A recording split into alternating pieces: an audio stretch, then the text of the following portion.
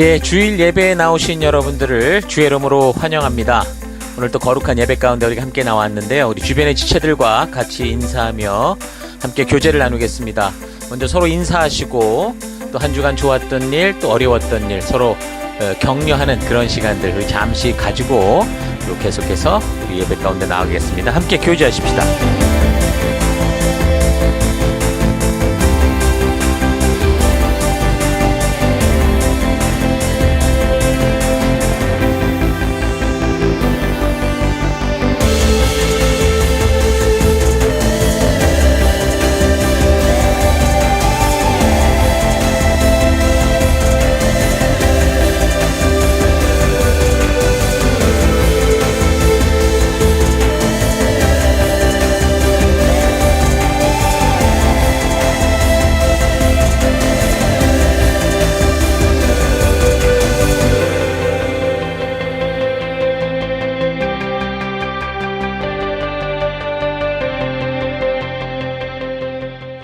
예, 이제 우리가 예배 가운데 나아가기 전에 우리 잠시 지난 주간 우리의 삶들을 되돌아보십시다.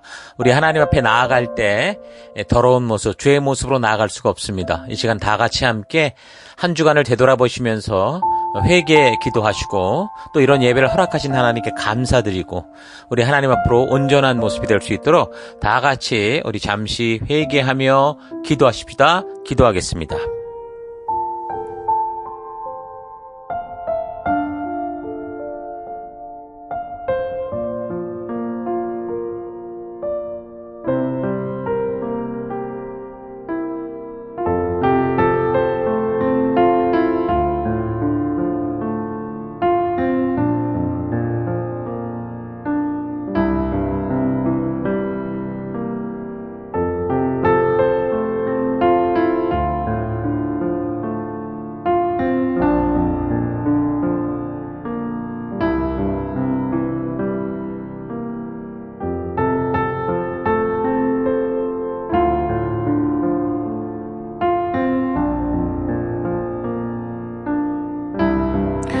하나님, 지난 한 주간 은혜와 사랑으로 지켜주신 하나님을 찬양하며 감사드립니다.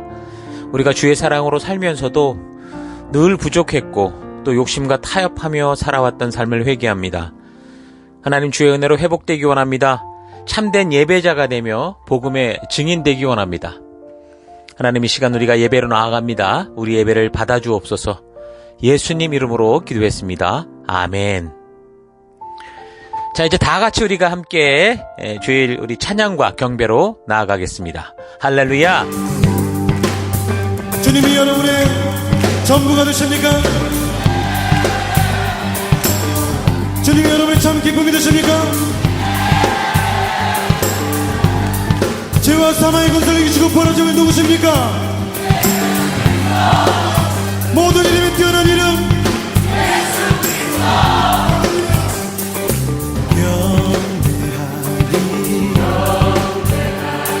내 몸만 다해 찬양하리 내 온 힘 다해 주 찾으리 나 사는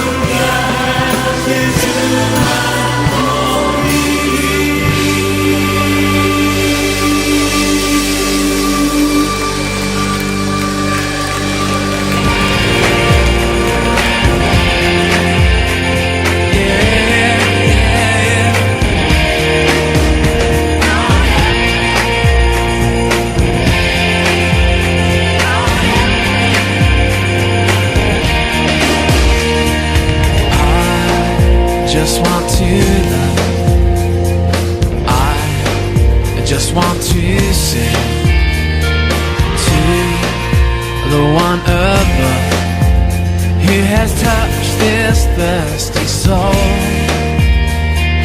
I just want to love. I just want to sing to the one above, who has touched this thirsty soul. And now I'll never be the same. Always love you, always sing to you, Jesus. I long to worship you in spirit and in truth. Always love you, always sing to you, Jesus. I long to worship you in spirit and in truth. Yeah, yeah.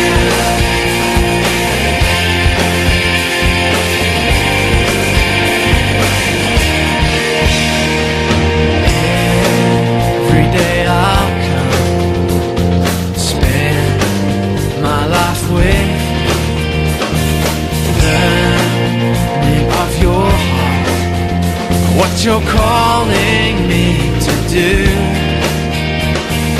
Every day I'll come, spend my life with you, learning of your heart, what you're calling me to do. My every breath belongs to you. Always love you, always sing to you, Jesus. I long to worship you in spirit and in truth. Always love you, always sing to you, Jesus. I long to worship you in spirit and in truth. And with this song, we'll lift the name of Jesus higher. And with a shout, we'll raise up one voice.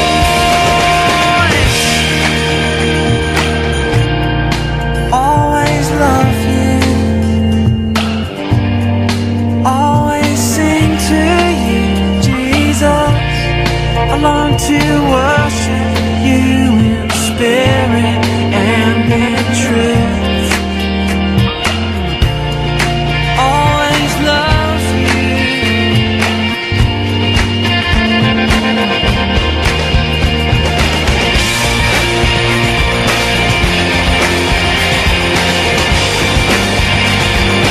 Always love you.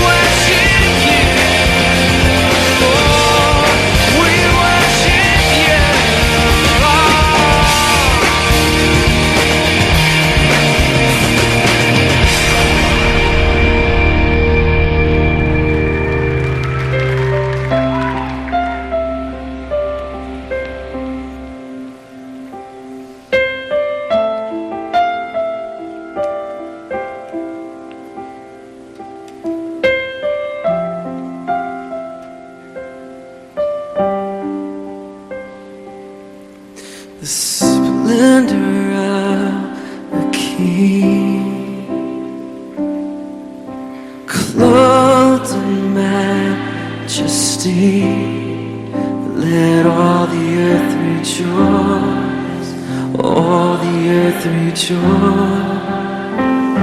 He wraps himself in light, and darkness tries to hide, and trembles at his voice, trembles at his voice.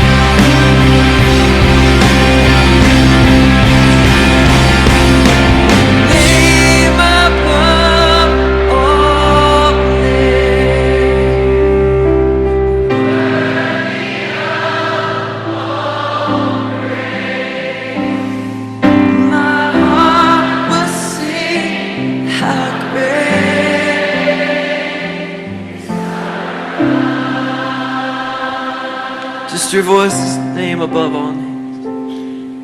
The name above all names. Worthy of all praise.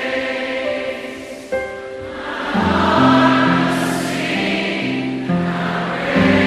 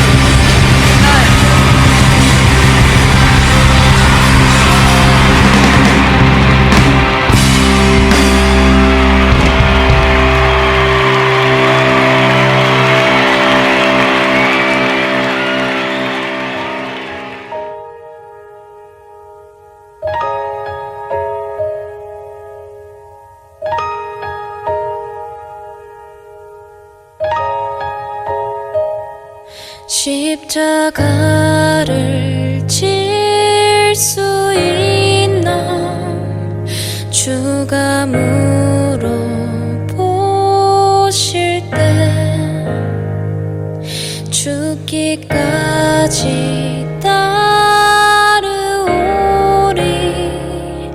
성도 대답하였다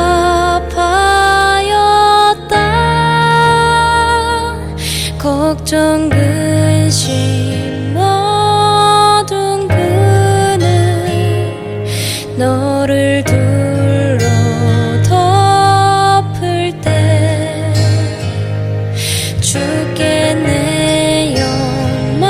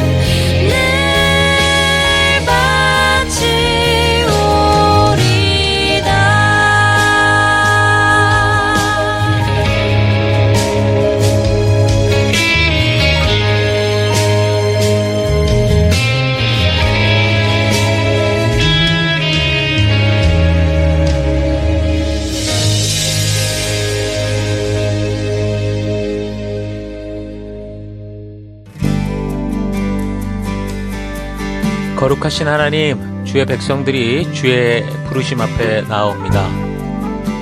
지치고 상한 영혼들, 외롭고 곤고한 하루하루를 보내는 이들, 육신의 질병과 마음의 고통으로 지친 영혼들, 하나님 간절한 소망이 있는 영혼들을 위로하여 주시고 치료하여 주시고 거룩한 생명의 길로 인도하여 주옵소서.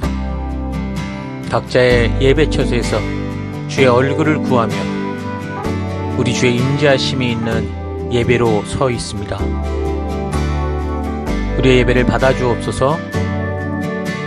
주의 거룩한 지성소에서 우리들을 오라 하실 때 예수의 피를 힘입어 겸손히 나아가는 우리가 되기 원합니다.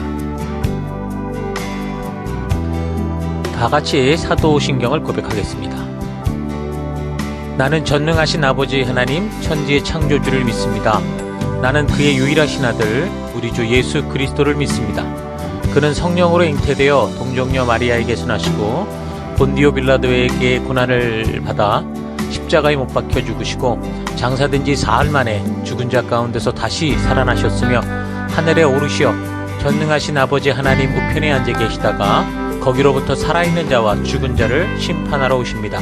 나는 성령을 믿으며 거룩한 공교회와 성도의 교제와 죄를 용서받는 것과 몸의 부활과 영생을 믿습니다.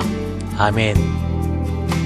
하나님, 우리의 이 고백이 단지 입술의 고백이 아니라 예배 순서로서의 고백이 아니라 우리의 삶으로 드러나는 고백, 우리 삶의 향기가 되고 우리의 그리스도의 편지로서 드러나는 우리가 되기 원합니다.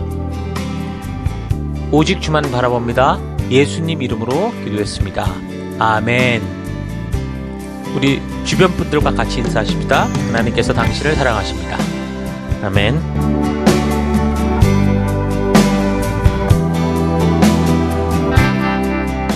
예, 9월 첫 주, 우리 9월 1일 또 하나님 말씀 함께 살펴가도록 하겠습니다. 자, 오늘 우리가 살필 또 말씀은 이제 시가서를 다루고 있는데요. 시편의 말씀, 언약의 길에서 만나는 희로애락, 언약의 길에서 만나는 희로애락, 이런 제목으로 함께 시편을 살펴가도록 하겠습니다.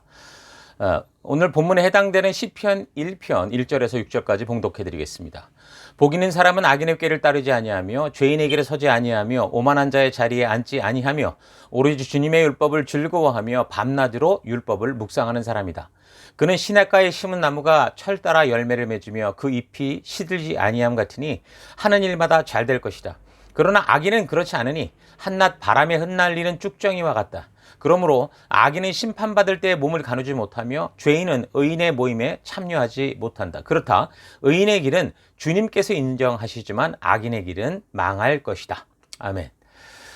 자, 우리는 이제 지지난주부터 이제 시가서를 살피기 시작했는데요. 오늘은 우리가 늘 성경의 큰 그림을 보고 각 권을 살펴가는 그런 연대기적 성경을 살펴가는 입장에서 구약 성경에 그동안 우리가 걸어왔던 큰 길을 다시 한번 되돌아보고 시편을 살펴가도록 하겠습니다. 항상 우리가 전체 그림을 보는 건 가장 중요하다고 했습니다. 성경의 전체 흐름을 알고 우리가 지금 어디쯤 우리가 그 역사를 걸어가는지를 알고 살피는 건 참 성경을 바르게 이해하는데 굉장히 중요한 겁니다. 자, 그래서 오늘은 먼저 우리가 살펴왔던, 지금 우리는 구약 4,000년의 역사 중에 거의 3,600년의 역사를 살피고 지금 그 안에서, 그 어간에서 지금 우리가 지금 구약을 정리하는 그런 시간을 가지고 있는데 그 전체적인 흐름을 다시 한번 보도록 하겠습니다. 구약 성경의 구분은 크게 역사서, 시가서, 예언서, 또 선지서, 이런 식으로 이제 나눌 수 있습니다. 그러니까 역사서는 다시 그 안에 율법서와 역사서로 나뉘어지고요. 그리고 이제 선지서는 대선지서, 소선지서 이렇게 구분합니다. 이 선지서의 구분은 특별한 이유가 아니고 그냥 각 책의 분량에 따라, 그러니까 많은 책부터 대선지서 이런 식으로 분류를 한 겁니다. 자, 여기 있는 성경의 모든 이야기는 어떻게 보면 사실 다 역사서라고 할 수 있죠. 시간은 계속적으로 흘러가는데, 그래서 이제 성경의 이야기를 시간의 순서에 맞추어서 역사서로 분류를 해서 우리가 이제 흐름을 잡고, 그리고 이제 나머지 성경들, 역사서가 아닌 것 같은데도 나타나 있는 성경 같은 경우는 그 역사의 어떤 순간, 어떤 시점에서 이루어졌던 일들이기 때문에 그 역사서의 시간의 흐름에 맞추어서 제자리에 다 이렇게 순서적으로 맞추어서 그렇게 우리가 살피고 있는 거죠. 그러니까 이런 작업을 통해서 시간적 흐름에 맞춰서 성경 전체를 볼 수 있으면요, 성도들도 성경을 바르게 이해할 수 있는 안목이 생깁니다. 그래서 신앙의 바른 방향을 잡을 수 있고 또 성경적으로 바르게 성장할 수 있는 그런 반석을 짓는 틀을 가질 수 있다는 거죠. 그래서 무엇보다 우리가 성경을 큰 숲으로 보는 안목을 가지는 게 중요한데, 그것을 위해서 이제 구약 성경을 구분한 이 율법서, 역사서, 시가서 또는 시가서, 선지서, 그러니까 그것이 각각 어떤 목적으로 그럼 그렇게 기록되었는가라는 걸 알면 좋겠죠. 그래서 구약의 핵심은 바로 율법서라고 할 수 있습니다. 우리가 지금까지 살펴왔던 역사를 잘 되돌아보십시오.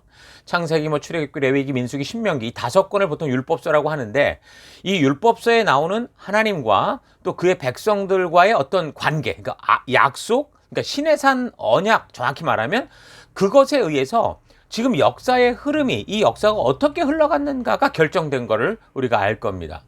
그 결과에 의해서 벌어진 역사를 우리가 지금 살펴온 거예요. 율법서는 성경과 세상의 흐름을 바르게 보게 하는 굉장히 중요한 내용을 담고 있습니다. 왜 세상이 이렇게 돌아가는가라는 그 중요한 해답을 가지고 있죠. 그래서 이 율법서 5권에서도 먼저 그 중에 핵심적인 이 중심적인 책, 시작이 되는 책이라고 할 수 있는 게 바로 하나님과 시내산에서 맺었던 언약의 내용을 다루고 있는 바로 레위기라고 했습니다. 그래서 율법서 중심은 이 레위기, 그러니까 율법서의 중심은 레위기, 그 시내산 언약이고, 이 시내산 언약, 법도와 규례와 명령, 하나님 나라의 이 삶의 가치를 우리가 잘 알아야 구약 속에서 하나님께서 왜 이 백성들과 이런 식으로 역사를 일구어 가시는가라는 걸 바르게 알 수 있죠. 왜 그렇습니까? 출애굽기 19장을 보면 이스라엘 백성들이 홍해를 건너서 광야를 지나 시내산에 도착했을 때 하나님께서 모세라는 사람을 중보자로 해서 그의 백성들과 언약을 맺으시면서 사실 이 땅에 보이는 하나님의 나라를 시작하신 거라고 볼 수 있는 거고, 그래서 이 백성을 열방의 제사장으로 삼아서 이 하나님의 나라를 온 세상에 알리는 그 일을 시작하셨던 거죠. 그때 맺은 언약은 하나님만 일방적으로 책임지는 계약, 그러니까 그전에는 그랬어요. 아브라함과 언약을 맺을 때 하나님 입장에서 어떤 약속이 많았지, 아브라함에게 네가 안 지키면 이렇게 될 거야 라는 게 없었어요. 그러니까 일방적으로 하나님이 책임졌던 계약이 아니라 이 시내산 언약은 하나님과 언약을 맺는 그 백성들이 함께 책임지는 그런 언약이었습니다. 그러니까 저들은 그래서 400년 동안 이집트에 살면서 이집트의 문화, 그들의 풍습, 세상의 종교, 이런 거에 젖은 삶을 살고 있었단 말입니다. 그래서 하나님은 저들에게 하나님 백성답게 열방의 제사장 나라답게 사는 그 문화, 하나님 나라의 문화, 하나님이 창조주로서 이끄시는 이 하나님 나라의 이 사회적 가치들을 알려주시고 그걸 근거로 시내산 언약을 맺으신 거죠. 레위기 18장 3절, 너희는 내가 거주하던 애굽 땅의 풍속을 따르지 말며 내가 너희를 인도할 가나안 땅의 풍속과 규례도 행하지 말고 너희는 내 법도를 따르며 내 규례를 지켜 그대로 행하라. 나는 너희의 하나님 여호와다. 너희는 내 규례와 법도를 지켜라. 사람이 이것을 행하면 그로 말미암아 살리라. 나는 여호와다. 그러니까 이 세상의 모든 풍습과 규례와 문화들은 분명 하나님께서 원하지 않는 그런 삶이라는 거죠. 그래서 그 세상에서 택한 바로 이 백성들이 하나님의 백성답게 살기를 원하셨던 겁니다. 그래서 하나님께서는 그 백성들이 이 땅에서 바르게 하나님과 동행하며 생명의 삶, 축복의 삶으로, 그러니까 하나님 나라의 길을 걸어갈 수 있도록 그 길을 열어주신 거죠. 그래서 하나님께서는 하나님과 동행하며 함께할 수 있는 이 길을 소상히 알려주시면서 그렇지 않은 길을 갈 때 그 길은 고통과 고난 끝에 결국 몰락으로 가게 될 거다라는 이 사실도 분명하게 알려주시고 경고를 해주신 겁니다. 곳곳에 나오는데 레위기 26장이 대표적으로 보면 너희가 내 규례를 준행하면 하면서 이렇게 열매 맺는 삶을 살 거야 라고 말씀하시고 14절부터 보면 너희가 나의 말을 청종하지 않고 순종치 않으면 이렇게 될 거야 라는 이 고통의 그 삶들이 어떤 것인지를 알게 하시죠. 그러니까 마치 이 뒤에 나오는 신명기 28장도 똑같은 이야기를 하는데 그런 걸 보는 것처럼 축복의 길과 저주의 길, 그러니까 하나님이 만드신 생명의 길, 하나님 나라의 법도를 분명하게 알려주신 겁니다. 자, 그러니까 이 언약을 한 백성들이라고 한다면 바로 이 언약의 내용을 바르게 알아야만 위기에 빠지지 않고 곁길로 가지 않고 바른 축복의 길, 생명의 길을 걸어갈 수 있었기 때문에 반드시 언약의 내용, 그러니까 레위기에 보여지는 하나님과의 약속을 잘 알아야 되는 게 언약을 맺는 백성들에게 굉장히 중요한 거였습니다. 자, 그러니까 이 시내산 약속이 저들의 미래의 삶의 방향을 결정하는 것이었고, 그래서 우리가 보는 역사들이 이 약속을 어떻게 지켜왔느냐에 따라 좀 방향이 결정되어 벌어지게 된 그런 이야기였던 거죠. 그러니까 이거는 인과응보의 법칙을 말하는 게 아니라 이집트라는 세상을 대표하는 이 죽음의 길에서 하나님의 전적인 역사로 구원받은 백성들이 하나님의 자녀로 회복됐을 때 하나님 나라 백성답게, 그러니까 거룩한 제사장 나라답게 사는 그 가치, 그 도리, 그 생명의 길이 이것이었기 때문에 그래요. 그래서 오늘날 이 새 언약 백성이라고 할 수 있는 여러분과 저, 우리 신약의 성도들도 바로 이 언약을 바르게 알아야 됩니다. 자, 왜 그러냐면 요한복음 1장 12절에 보면 영접하는 자, 곧 그 이름을 믿는 자들에게는 하나님의 자녀가 되는 권세를 주셨다라고. 그러니까 우리 또한 이 세상의 죽음으로부터 하나님의 전적인 은혜로 하나님의 자녀가 되었기 때문이죠. 그 동일하신 하나님, 어제나 오늘이나 변찮는 하나님은 바로 그 구원한 백성들을 이 말씀, 언약, 약속의 자리로 부르시는 겁니다. 이 시내산 약속들 중에 예수 그리스도를 예표했던 어떤 언약들 같은 경우는 이미 성취가 됐어요. 제사제도 같은 경우는. 그러니까 그렇지만 나머지 이 세상에서 하나님의 백성답게 살아가는 가치들, 그러니까 십계명을 비롯한 하나님 나라의 도덕과 윤리에 관한 이 법들은 그대로 우리가 여전히 바르게 알아야 되고 그 가치를 따라 변치 않는 약속 가운데 살아가야 되는 거예요. 오늘날 교회와 성도들을 보면 어떻습니까? 예수의 그 거룩한 피로 씻어서 아주 빛나게 해서 세상의 빛으로 보냈는데, 근데 인정하고 싶지 않지만 욥과 같은 그런 사람은 없더라는 거죠. 얼마나 세상과 똑같이 그렇게 변질돼서 살아가는지 귀신이 빛을 찾아 시험을 걸려 귀신이 전혀 알아보지 못할 정도로 그냥 어둠컴컴해졌다라는 겁니다. 왜 그렇습니까? 그러니까 하나님의 백성답게 사는 법을 제대로 안 배워서 그래요. 그 시내산 언약, 하나님이 어둠 속에서 구원한 이 백성들이 빛된 백성으로 살 수 있도록 말씀하신 이 법도를 몰라서 그렇다라는 거죠. 그러니까 예수 믿고 난 후 일요일에 교회에 나오는 것 외에는 세상 속에서 그냥 할 짓 다 하고 온갖 죄 다 지으면서 단지 예수 믿으면 천당 간다, 복 받는다, 뭐 문제 해결된다, 이렇게 믿고 있는 거죠. 이것은 우리가 하나님의 부름받은 백성답게 살아가는, 그렇게 부르신 하나님 나라의 법도, 그 율법, 하나님의 의도를 너무 모르고 거룩하게 사는 이 법칙을 전혀 가르치지도 않았고 배우지도 않았기 때문입니다. 오늘날 사회 문화 속에서 이슈가 되는 이 동성애 문제를 비롯한 여러 인간들의 삶을 혼란하게 하는 문제들에 대해서 교회와 목사들조차 이 말씀의 기준을 가지고 잘잘못을 구분하지 못하고 흔들리는 이유는 바로 이 시내산 언약의 가치를 무가치하게 여기거나, 그러니까 구약을 우리가 아무 상관도 없는 것처럼 여기거나 우리가 잘못 이 부르심을 모르기 때문이라는 겁니다. 예수님으로 말미암아 하나님의 백성이 된 후 우리는 그동안 무엇보다 하나님의 말씀의 가치를 따라 살아내는 그런 훈련을 해가야 돼. 어둠 속에 빛으로 살아가는 훈련을 해내는 게 아니라 문제를 만나면 어떻게 했습니까? 전부 하나님이 해결해내야 된다. 그 기도해라. 이런 식으로만 훈련이 되어버리는 거죠. 우리를 하나님이 그 어두운 땅 가운데 빛대라고 보내는데 빛을 비추는 게 아니라 하나님이 오셔라. 이런 식으로 우리는 해결되는 게 신앙인 것처럼 배워왔다. 잘못 배워왔던 거죠. 그래서 우리 성도들의 삶에는 문제가 없는 것이 마치 신앙생활을 잘하는 것처럼 배웠어요. 그러니까 신앙의 바다를 항해해도 풍랑 한 번 없이 마치 마룻장처럼 그렇게 그냥 아스팔트 길처럼 이렇게 지나가는 게 최고인 것처럼 배우느라고 풍랑이 닥치면 그것을 이겨낼 성도의 자세, 그것을 만나는 성도들의 어떤 그런 태도, 붙들어야 될 말씀의 가치, 이런 것들을 배우지 못한 거예요. 그래서 지난번 살폈던 욥기의 내용과 같이 믿음으로 살았기 때문에 만날 수 있는 이 문제들조차 이거 죄져서 그런다, 믿음이 약해서 그런다, 기도하지 않아서 그래, 11조하지 않아서 그래, 이런 식으로 이상하게 치부하는 그런 현실이 되어버렸다라는 거죠. 여러분, 참으로 건강한 그리스도인들은 문제없이 잘 살아가는 사람이 아닙니다. 어떤 문제와 역경 속에서도 하나님의 말씀의 가치대로 살기 위해서 이 세상을 향한 미련을 버리고요. 거칠게 휘몰아치는 이 폭풍 속을 향해서 성경이라는 나침반, 그러니까 성경적 가치를 가지고 들고 나아갈 수 있는 그런 사람들인 거예요. 하나님은 바로 이런 사람을 통해 하나님의 나라를 이 어둠 속에 빛의 나라로 이끌어 가시는 거거든요. 자, 이렇게 레위기, 시내산 언약은 하나님의 백성답게는 아주 중요한 오경의 중심, 더 크게 보면 성경의 중심이라는 거죠. 그래서 새 언약에 성된 우리는 시내산 언약, 이 모세 오경에 대해서 우리가 바르고 빠르게 온전히 살피고 배워야 될 필요가 있는 겁니다.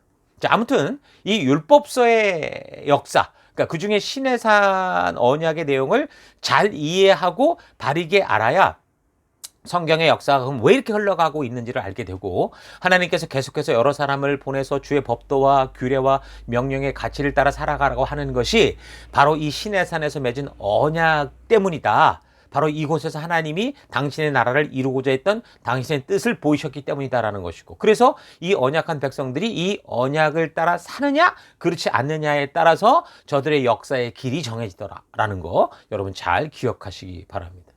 나는 지금 이 시대를 살아가는 여러분과 저와 같은 예수 그리스도로 말미암아 하나님의 자녀된 백성들, 성도들도 마찬가지라고 봅니다. 그 예수님이 죽으시면서 우리에게 손잡게 해주신 분이 누굽니까? 하나님 아닙니까? 그러니까 하나님이 시내산에 주신 법도와 규례와 명령의 가치를 따라 성도들이 살아가야 되는데, 그래서 그렇게 가느냐 아니냐에 따라서 오늘 우리 시대의 역사의 방향도 지금 그렇게 흘러가고 있다라는 거 잘 기억하시기 바랍니다.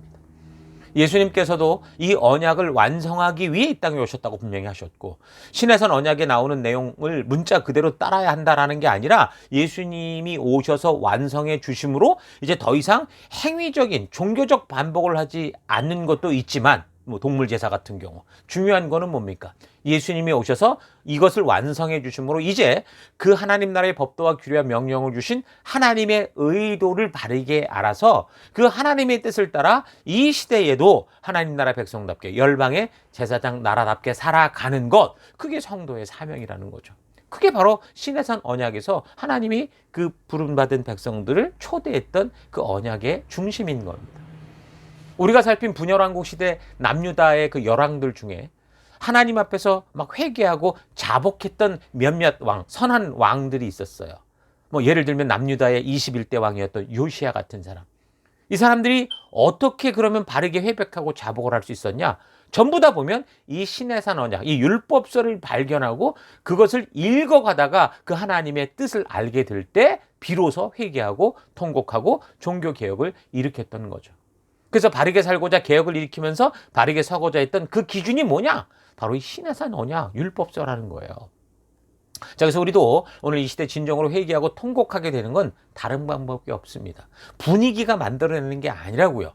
오직 이 시내산 언약을 통해 하나님의 뜻이 무엇인지를 바르게 알게 될 때 진정으로 가능한 것이 회개라는 겁니다.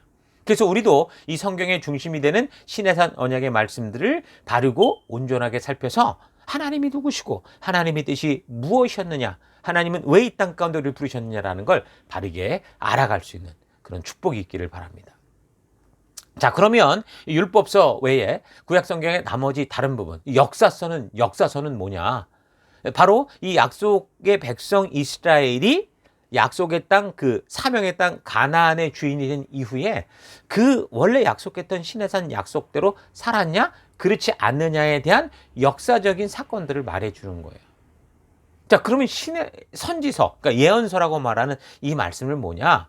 이 언약 백성들이 언약을 지키지 않으면 그 결과는 패망과 몰락과 멸망인데, 하나님께서 약속을 지키지 않는다고 해서 그냥 한순간에 인과응보의 법칙을 따라 바로 칼 들고 심판하는 게 아니었다는 거죠.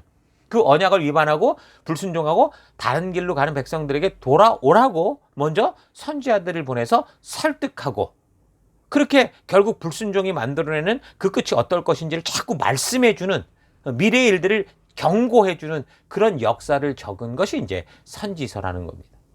그리고 우리가 지금 구약의 모든 역사를 마치고 좀 살피고 있는 이 시가서는 그런 역사 속에서 시내산 언약의 이 삶을 기준으로 살아가면서 이제 현장에서 깨닫게 되는 게 있잖아요. 교훈도 있고 지혜도 있고 참회하는 것도 있고 회개와 찬양과 권고 등과 같이, 그러니까 사람들이 이 말씀을 가지고 현장 속에서 느끼고 깨닫게 되는 그 사람들의 간증들, 경험들에 대한 이야기가 바로 시가서라는 거죠.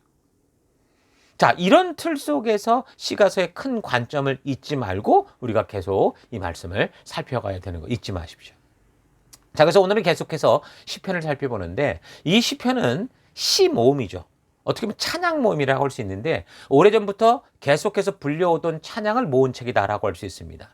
찬양, 그러면 악보가 있어야 되는데, 여러분 사실 우리 시대에도 불과 한 몇십 년 전 오래된 찬송가를 보면 악보 없이 가사만 나와 있는 찬송가들이 있었어요. 자, 그래서 이제 기억력이 좋지 않으면 그 곡을 못 부르거나 아니면 부를 때마다 조금씩 다르게 부르게 되는 경우가 있기도 했었죠. 그러니까 시편의 경우 이런 찬양의 노래들에 대해서 가사를 모아놓은 것 같이 찬양을 모아놓은 책.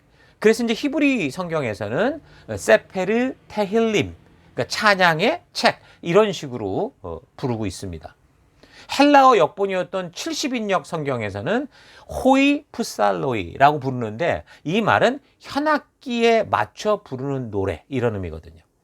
그 라틴 불가타 역에서는 이러한 70인역 성경의 명칭을 그냥 영향을 그대로 받아서 리베르 살모룸 이렇게 칭했는데, 영어 성경 역시 이거에 따라서 삼스라고 이렇게 명령을 한 겁니다. 그래서 한글 개역 성경도 시들의 책 같은 의미에서 이제 시편 이렇게 이제 이름을 붙이게 된 거죠.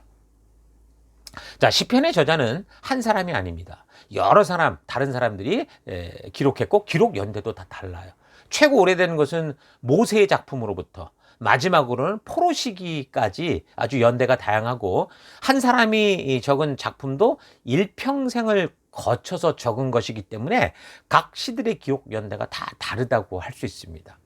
그 중에 다윗이 이제 가장 많은 이 시편을 적었다고 보는데, 히브리 성경 그 시편의 그 서두라는 부분이, 서두에 보면 표제가 나오는데, 그 표제에 따르면 73편의 시가 다윗의 시로 되어 있다. 그러니까 다윗이 73편의 시를 썼다고 보면 되고, 12편은 아삽, 그리고 10편은 고라 자손의 시, 이런 식으로 규정하고 있습니다.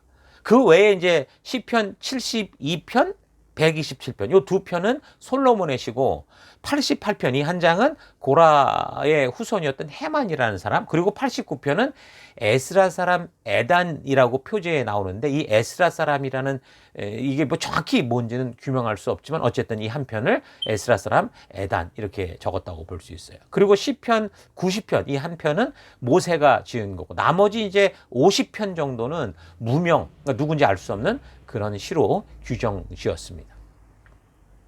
여기 아삽이라는 사람이 나오는데, 아삽은 레위인으로서요, 다윗의 찬양대 지도자 중에, 그러니까 찬양 리더 중에 한 사람이었습니다.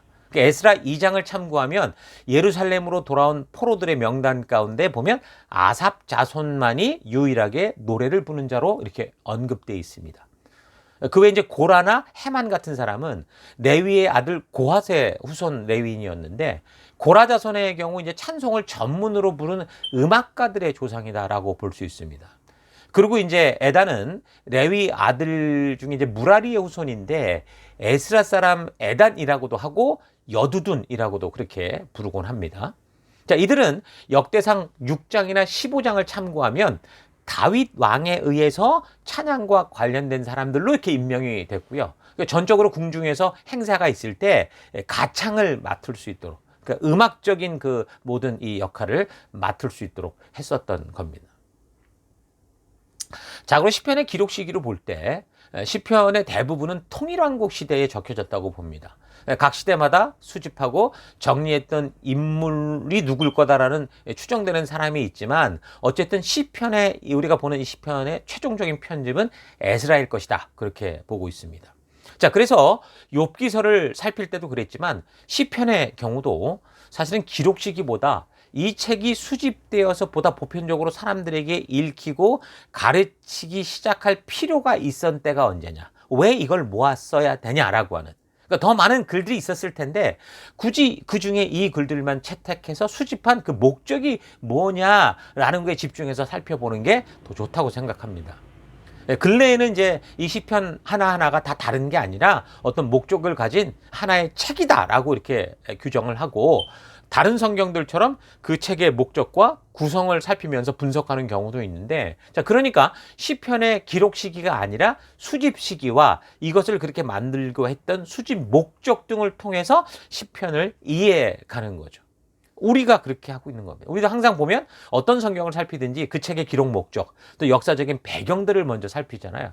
그래서 성경을 바르게 보는 안목을 가지고, 전체를 보는 안목을 가지고 성경을 살펴 나오고 있는데, 그러니까 같은 맥락에서 이 시편의 경우도 이 한 편의 한 편의 시가 최종적으로 수집되어지고 백성들에게 가르쳐지기 시작한 그때, 왜, 어떤 목적으로, 이런 배경을 알면 시편 이 한 편 한 편을 이해해 갈 때도 훨씬 도움이 된다고 봐요. 자, 그래서 시편의 최종 편집이 에스라라고 볼 때 편집 목적이 뭐겠습니까? 결국 하나님과 맺은 언약을 따라 그 백성들이 살아온 경험을 바탕으로 하나님과 맺은 신의 산 언약의 말씀대로 살아가는 이 신앙의 삶이 얼마나 중요하냐라는 걸 깨닫게 하기 위한 것이다라는 걸 알 수 있습니다. 에스라 시대에 최종 편집된 거라면 아마 성전 제사 의식에도 분명히 필요했을 거라고 봐요.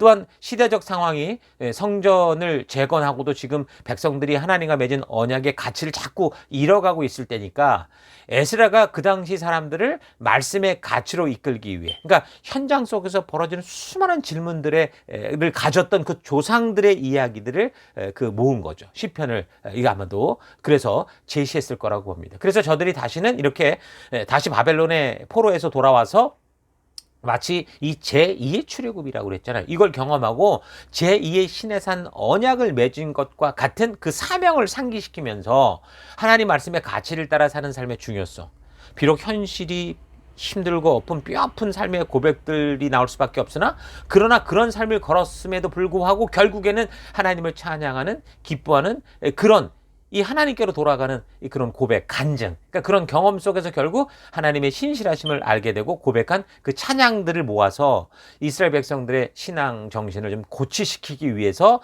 아마 에스라가 이렇게 시편을 완성했을 거다라고 보는 겁니다.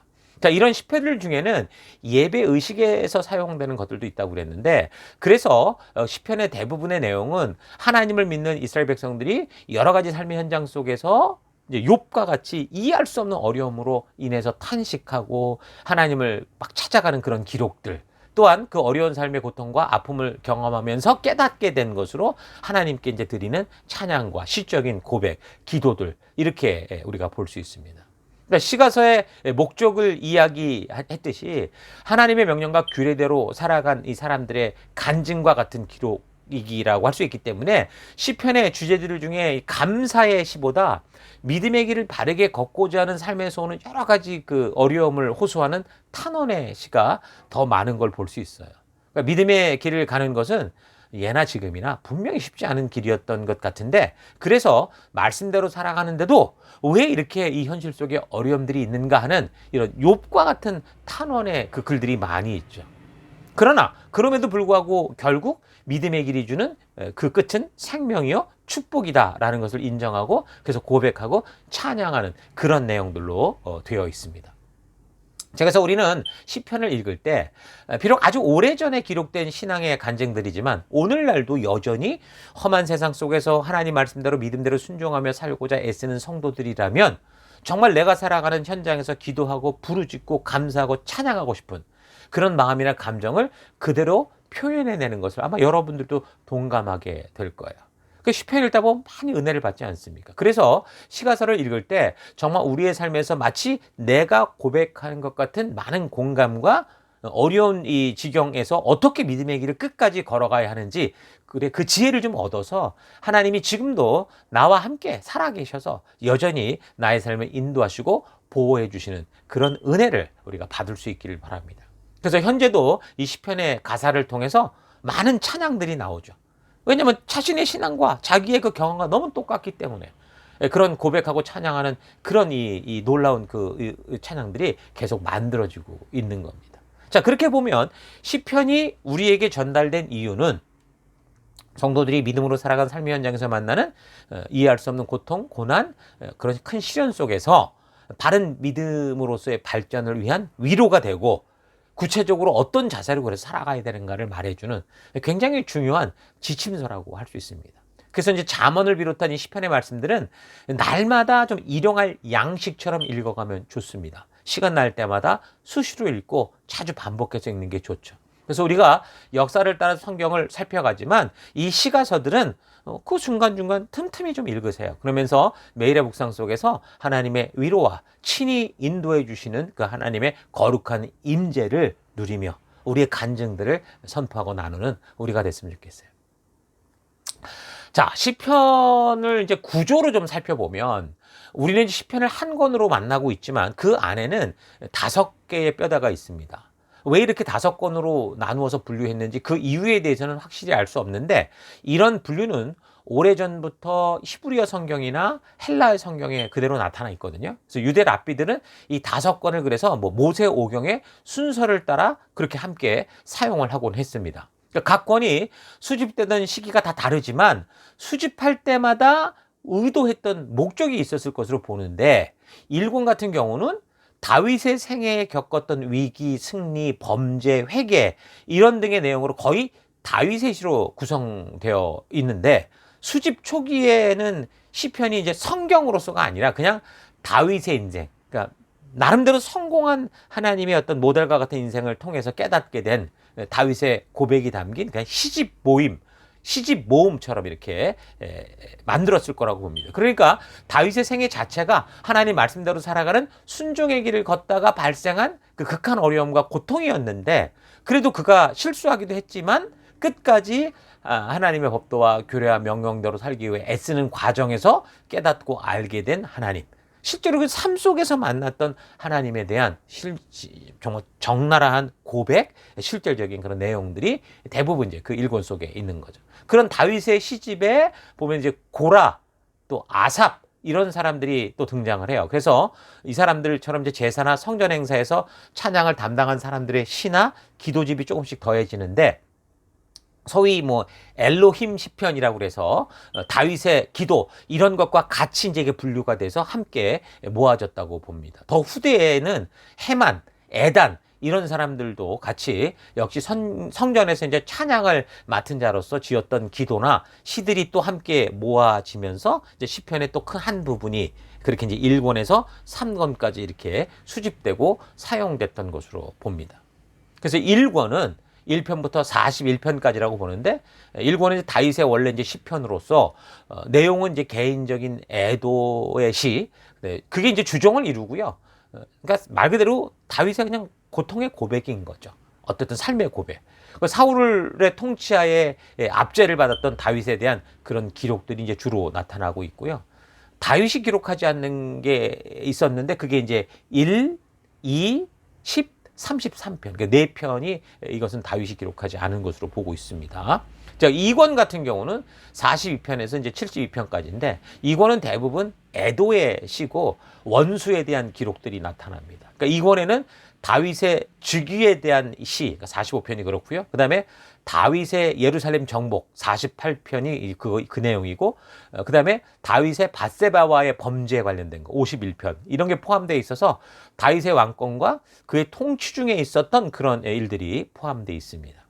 그리고 42편에서부터 49편은 이제 고라가 지었던 거고, 50편은 아삽이, 그리고 51편에서 70편은 이제 다윗, 그리고 이제 71편은 무명의 시, 72편은 솔로몬의 시. 자, 이런 식으로 구성되어 있습니다. 자, 그리고 3권은 73편에서 89편까지로 보는데, 이 3권에는 이제 아삽, 그리고 이제 고라, 이런 사람들의 시가 대부분입니다. 86편 다윗, 88편 헤만, 89편 에단의 시, 이렇게 구성됐는데, 대부분의 내용은 의인이 받는 고난, 하나님의 택하신 백성과 나라가 받는 고난이 배경이 되어 있어요. 그래서 고난 중에 구원을 간구하는 절실하게 하나님을 부르는 그런 내용들인 거죠. 그러니까 시편의 대부분의 내용이 결국 시내산에서 하나님의 언약 백성된 이 성도들이 이 삶의 현장에서 하나님의 법도와 규례와 명령의 가치를 따라 살아가면서 욥처럼 직접 처절한 삶의 현장을 경험하고 체험하고 하나님께 부르짖는 그런 기도, 그런 외침들인 거죠. 욥처럼 완전히 죽는 줄 알았는데 하나님을 향한 믿음을 버리지 않고 말씀의 가치대로 나가다 보니까 정말 하나님이 그 약속을 지키시고 결국 말씀대로 승리하게 하시다라고 하는 기쁨의 정말 진정한 간증과 찬양인 그런 내용인 겁니다.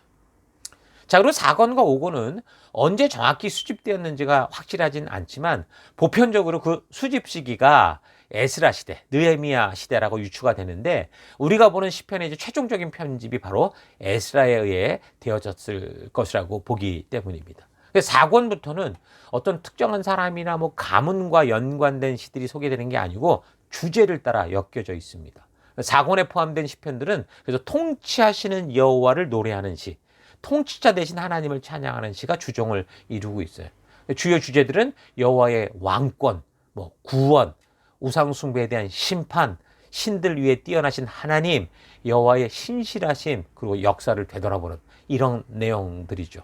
그 중에 이제 90편이 모세의 시, 나머지는 주제별 시들입니다.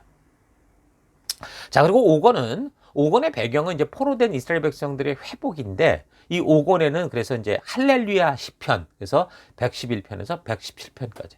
그리고 이제 성전에 올라가는 노래, 그래서 120에서 134편까지. 그리고 다윗의 시모음 138편에서 145편 이런 식으로 구성되어 있습니다. 그러니까 성전에 올라가는 노래로 분류되는 이 120편에서 134편의 경우는 원어에는 성전이란 말은 없어요. 그래서 그냥 올라가는 노래 이렇게 분류되는데 이게 올라간다는 게 어디로 올라가냐? 이건 사실 그런 많은 논의가 있지만 정확한 해답은 없습니다. 그러니까 여기에 있는 노래들은 주로 보면은 내용이 순례와 연관되어 있기 때문에 기본적으로 순례의 노래다 이런 식으로도 불러요. 그래서 올라간다라는 것은 예루살렘, 그러니까 성전을 향해 가는 것, 그러니까 혹은 뭐 순례 전체를 길을 가리킨다고 볼 수 있습니다. 대부분 우리처럼 요즘에 동네 교회로 가는 게 아니라 아주 먼 곳에서, 심지어 예를 들면 저 다윈에서도 와야 되고 이런 상황이었기 때문에 순례자들은 그래서 순례길에서 이제 노래를 부르며 하나님의 산을 향해, 그러니까 성전을 향해 올라왔던 거죠. 그래서 율법적으로 보면은 하나님께서 1년에 남자들은 꼭 3차례 예루살렘에 모이라고 그 하나님 앞에 거곳에서 예배하도록 명령을 하고 있었기 때문에 그런 차원에서 성도라면 누구라도 1년에 3번은 예루살렘 성전을 방문하기를 기대했을 겁니다. 현실적으로 안 되는 사람들 있었을겠지만 대부분 어쨌든 그것을 굉장히 소망했을 거라는 거예요. 그래서 예배로 나아가는 그 자체가 벌써 이제 뭐라는 거예요?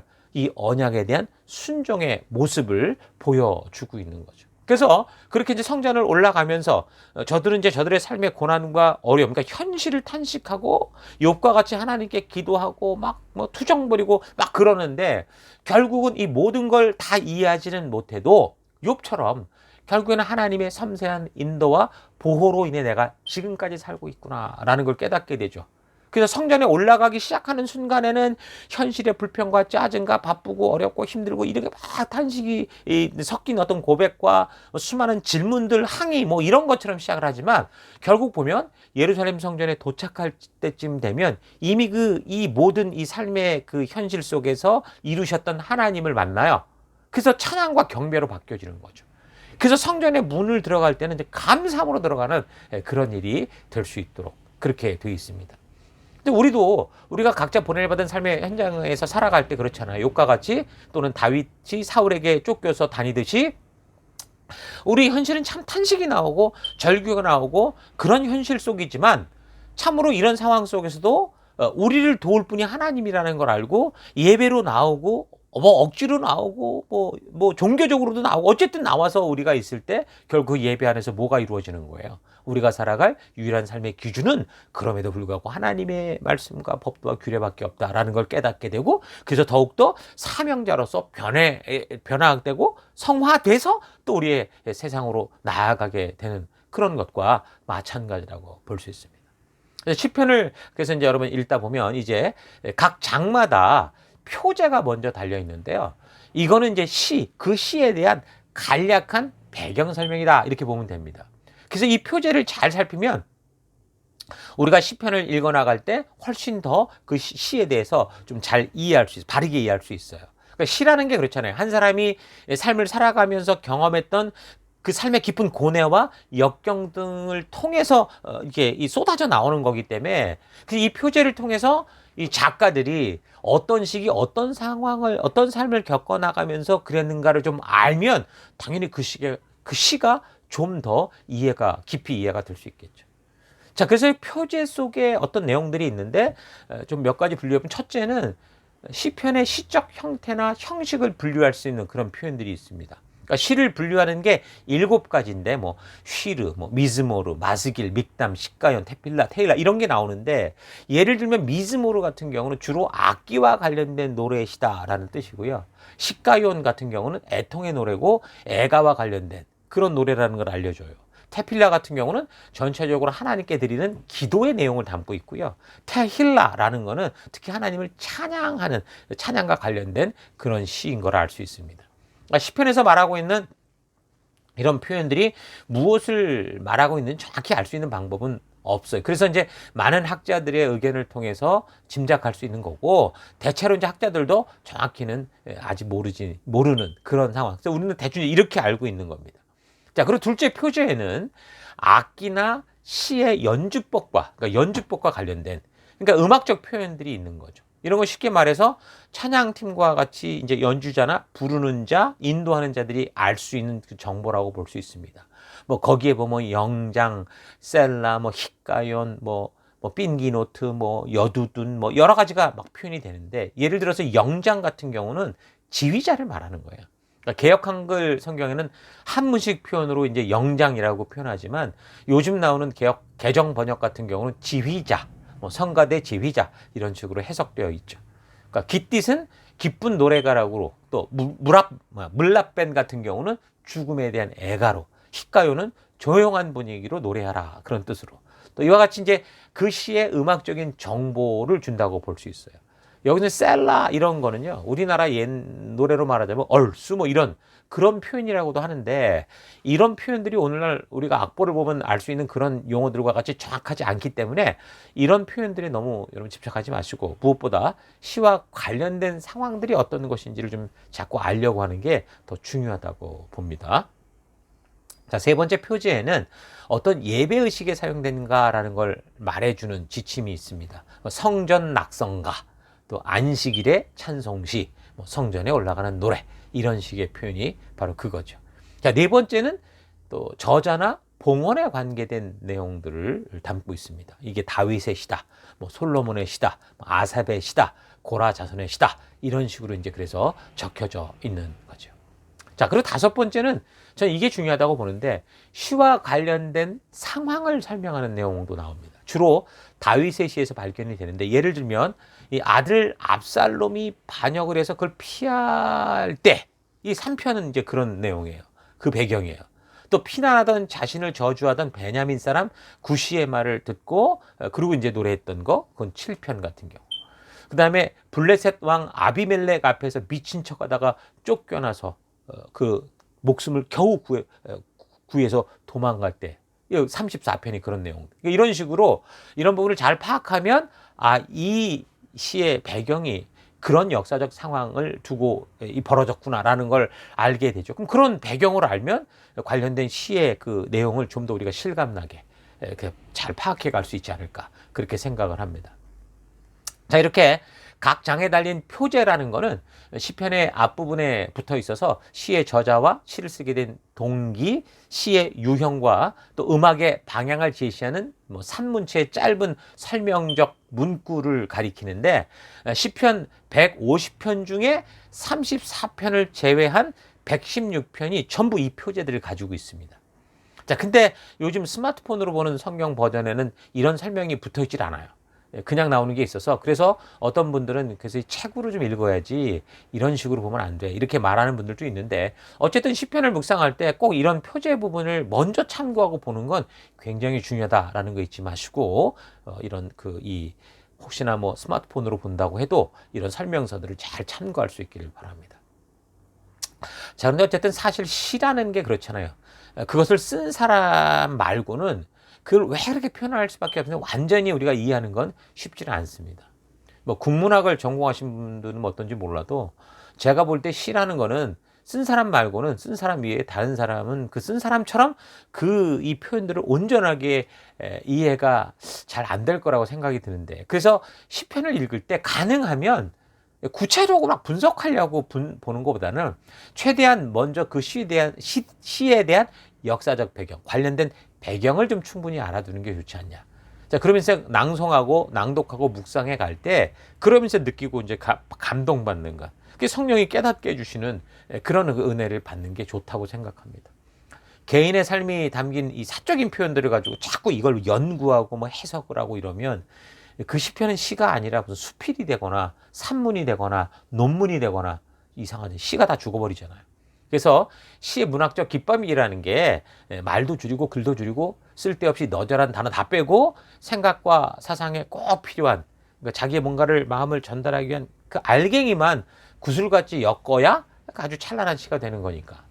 뭐 이거 뭐 너절하게 막 이거 설명 붙이고 저거 설명 붙이고 이게 뭐고 저게 뭐고 이렇게 가면 이게 이제 시가 되지 않을 수도 있으니 여러분들께 그 전체적인 흐름을 알고 읽어가는 게 굉장히 중요하다고 봐요. 그러니까 성경 번역에 있어서도 시편을 번역하는 게 참 어렵고 힘든 일이라고 하거든요.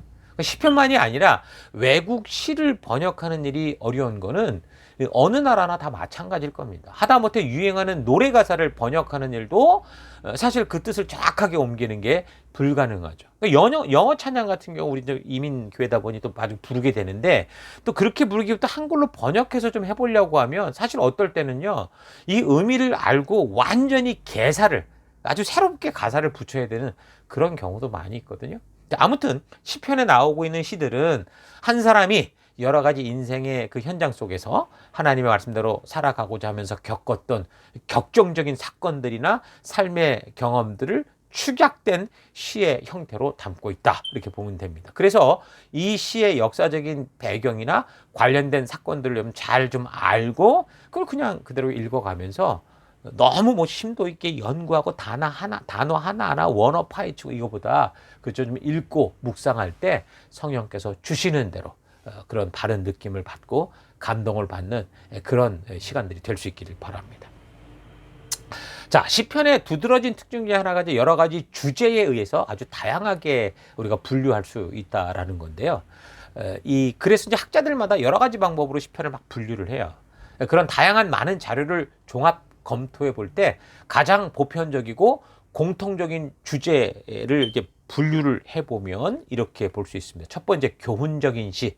둘째는 민족적인 시. 셋째는 회개의 시. 넷째는 저주의 시. 다섯째는 메시아에 관한 시. 여섯째는 찬양의 시. 일곱 번째는 개인적이거나 민족적인 슬픔을 노래한 시. 그리고 예배에 또 여덟 번째는 의식용으로 사용했던 시. 자, 이런 식으로 이제 우리가 좀 나눠 볼 수 있습니다.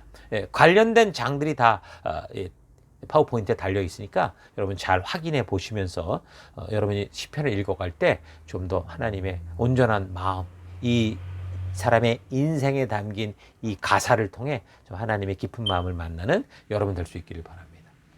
자, 그래서 이제 전체적으로 정리하는 식으로 시편 1편을 좀 잠깐 보면요. 복 있는 사람은 악인의 길을 쫓지 아니하며 죄인의 길에 서지 아니하며 오만한 자의 자리에 앉지 아니하고, 그리고 뭐라고 말합니까? 여호와의 율법을 억지로 꾸역꾸역 읽는 자로다. 그렇게 아니죠. 즐거워하여. 중요합니다. 즐거워하여. 여호와의 율법을 즐거워하여. 여호와께서 우리에게 주신 법, 이 하나님 주신 이 말씀을 즐거워하는 자가 복 있는 사람이다. 이렇게 얘기를 합니다. 그러니까 진짜 복 있는 사람 뭐라는 거예요? 이 신의 산 약속의 말씀, 율법을 즐거워하며 그것을 주야로 묵상하는 사람이다. 왜 그렇습니까? 바로 거기에 하나님께서 우리에게 하나님의 백성답게 살 수 있는 그런 하나님의 마음을 말씀해 주셨기 때문이죠. 의도를 말씀하셨기 때문이에요. 그래서 이 말씀을 모르게 되면 이 바람에 나는 겨와 같아서 결국 의인의 모임에 들지 못하고 망하는 길로 가게 된다. 이렇게 얘기를 합니다. 그러니까 시편은 이렇게 시작을 말씀이라고 하는 이 기준의 중요성을 언급하면서 시작을 해요. 그러니까 우리의 느낌이 다 옳다고 말하는 게 아니라는 거죠.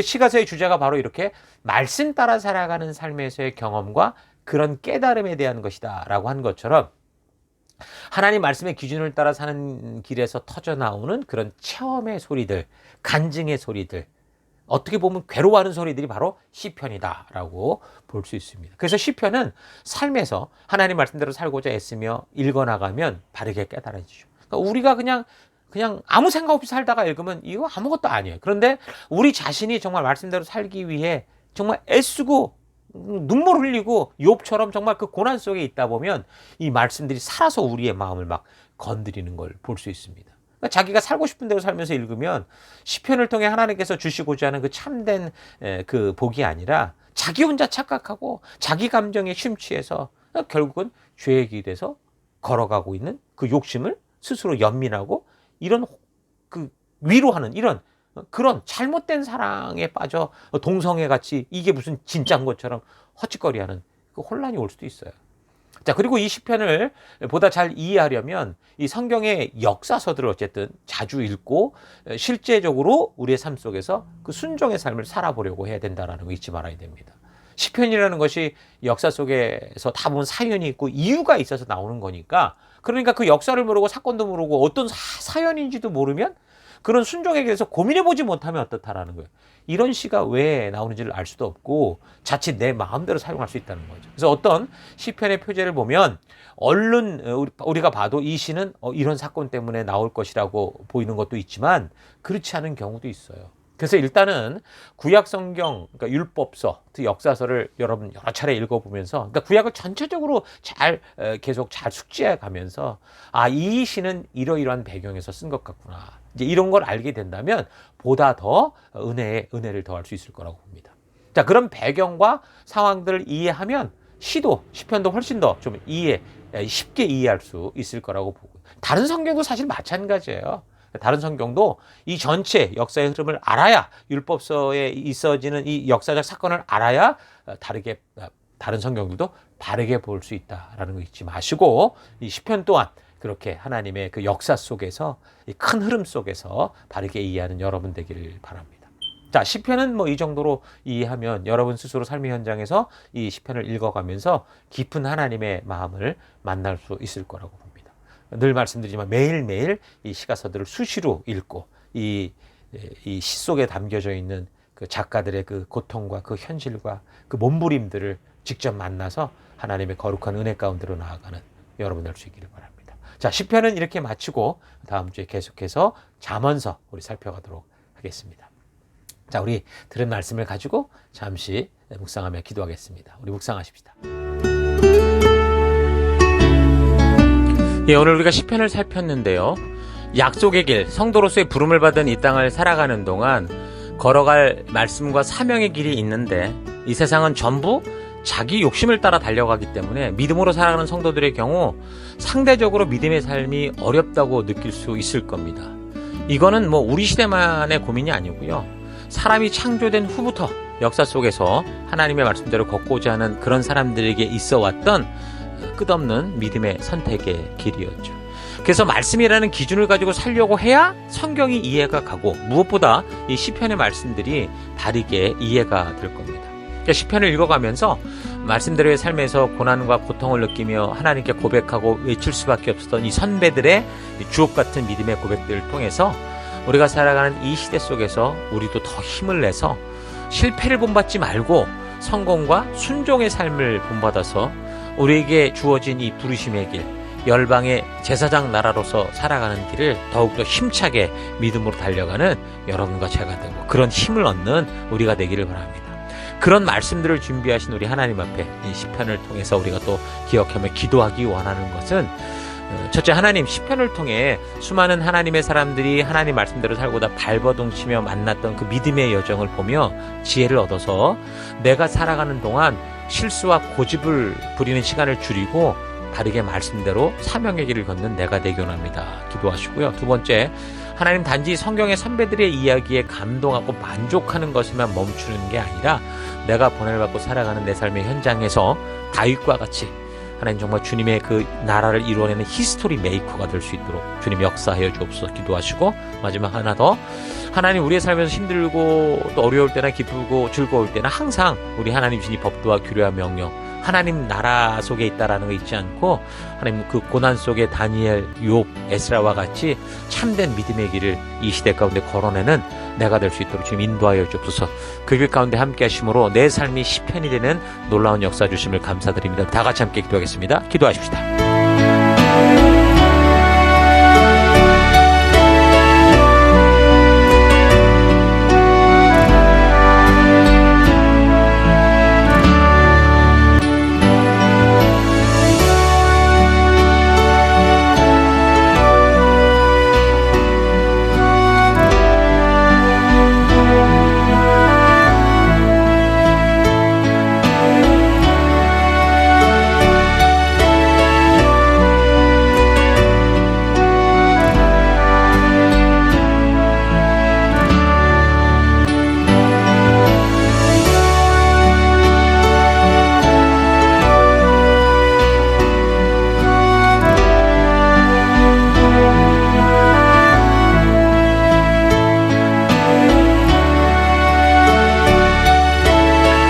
사랑의 하나님, 오늘 또 우리가 시편의 말씀들을 살폈습니다.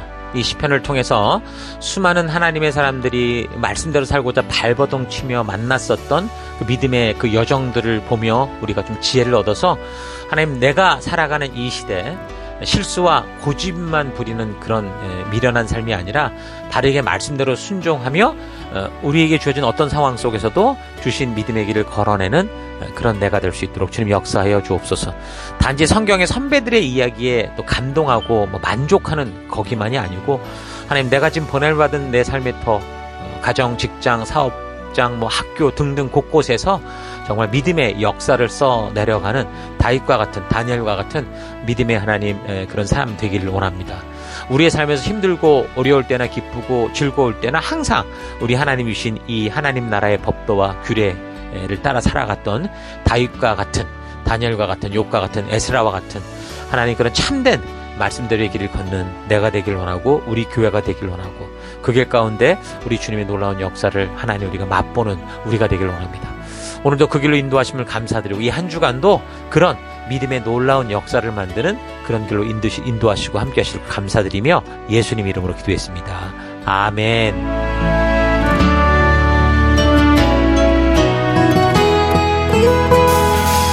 Through you, I can do anything. Oh, I can do all things. 'Cause it's you. 9월 1일 교회 소식을 함께 나누겠습니다. 이번 주는 2024년 셀웨이크 31번째 주간입니다. 우리는 셀 모임을 통해 생명 낳는 생명을 세우는 사명을 감당하고 있습니다. 생명 낳는 생명을 세우는 사명은 하나님의 전적인 은혜로 구원받은 모든 성도들의 존재의 이유입니다. 이것을 위해 우리가 구원받았고 우리가 이곳에 한 교회로 모여 하나님 나라를 이루며 지금까지 달려가고 있는 것입니다. 그러므로 모든 성도는 영적인 가정 셀에 속하여 말씀의 기초를 확실하게 쌓으며 그 말씀 위에서 지체들과 서로 격려하며 하나님께서 순종하는 우리를 통해 이루시는 치료와 회복의 놀라운 은혜들을 누리시기 바랍니다. 사랑의 돌봄과 성경과 역사 교육, 이것이 가장 중요하고 부름받은 자들의 핵심적인 사명인 것을 잊지 말고 셀 모임으로 적극적으로 모여주시기 바랍니다.